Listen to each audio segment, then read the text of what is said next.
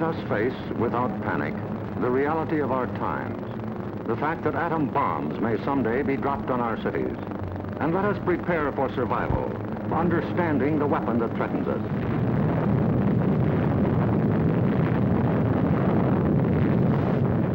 An atom bomb destroys or injures in three ways: by blast, heat, and radioactivity.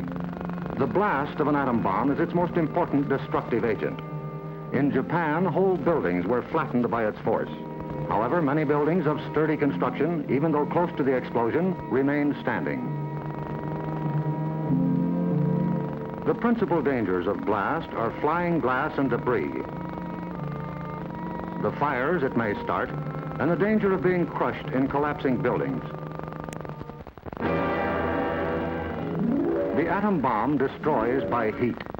People caught in the open as far as 2 miles away suffered flash burns. Yet, protection could have been easily achieved. Here, a bridge post and rail shielded the surface behind it. Any solid material afforded similar protection. The third weapon of the bomb is radioactivity, thrown off at the instant of explosion. However, the majority of people exposed to radiation recovered completely, including a large percentage of those who suffered serious radiation sickness. Today, they lead normal lives. They bear children. Their children are normal. These, then, are the weapons of the atom bomb that we must protect against: blast, heat, and radioactivity. Our cities are prime targets for atomic attack, but mass evacuation would be dangerous. An enemy would like nothing better than to have us leave our cities empty and unproductive. If an emergency should come, our factories will be battle stations. Production must go on if we are to win. Our offices and homes will also be posts of duty, not to be deserted. With the knowledge of the first atomic explosions to guide us, our chances for survival will be far better than those of the people of Hiroshima and Nagasaki, if we act on our knowledge and are prepared. The first job is to look over your own home for shelter possibilities. If you live in a private home that is well built, the cellar is the safest place to be. The lower you get, the more barriers there are likely to be against blast, heat, and radioactivity. Select the basement wall nearest the probable target area of your city. If the house is blown over, it will most likely fall away from this wall. If you have a workbench or strong table big enough to get under, move it into your shelter area near a wall or strong supporting column. If the time comes when you actually have to take shelter, lie under the table.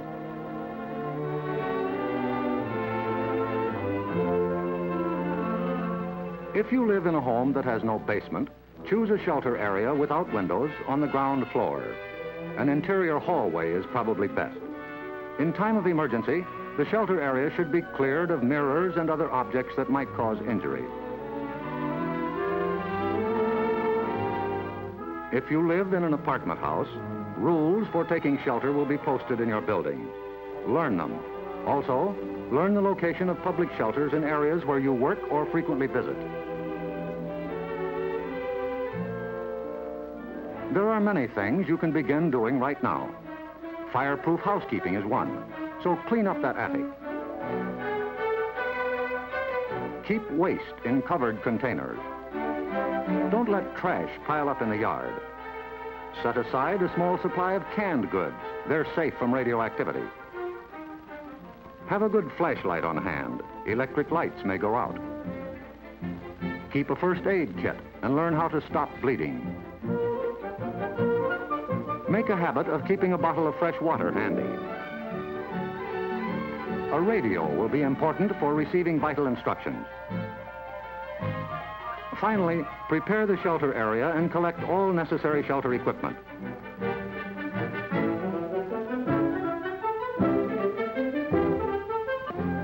In case of an actual raid or test drill, the alert will be a warbling siren blast lasting 3 minutes.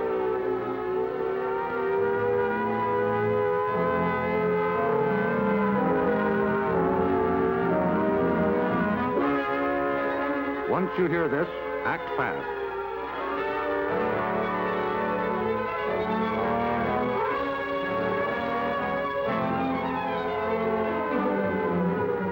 Pull down the shades or blinds and close the drapes against flying glass.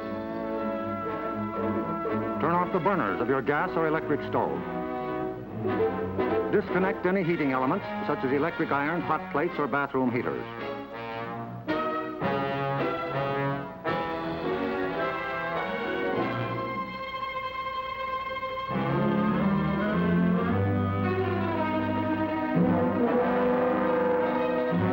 Close all outside doors, but leave them unlocked. Turn off the gas or oil burners.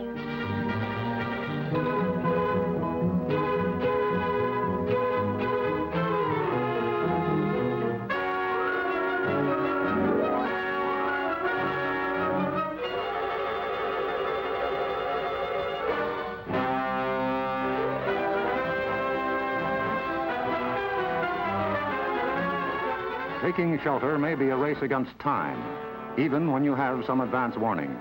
But possibly, there may be no time. An attack could come without warning.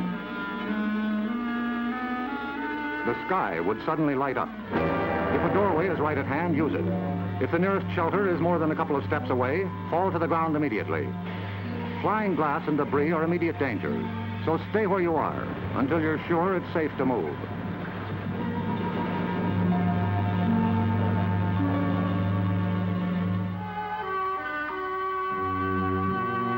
If you are at home when a surprise attack occurs, crawl beneath a table if it is very near, or drop to the floor with your back to the window.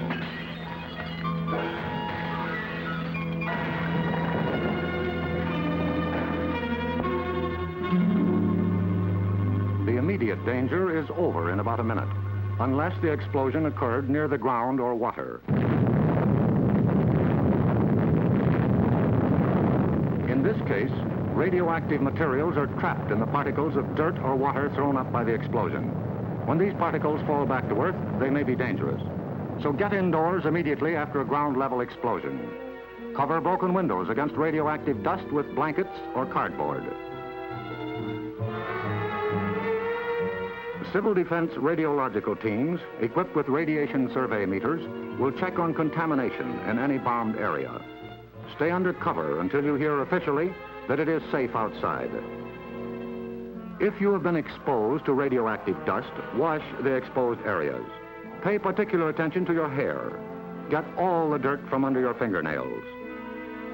If the people of Hiroshima and Nagasaki had known what we know about civil defense, thousands of lives would have been saved. Yes, the knowledge is ours, and preparation can mean survival for you. So act now. Someday your life may depend on it.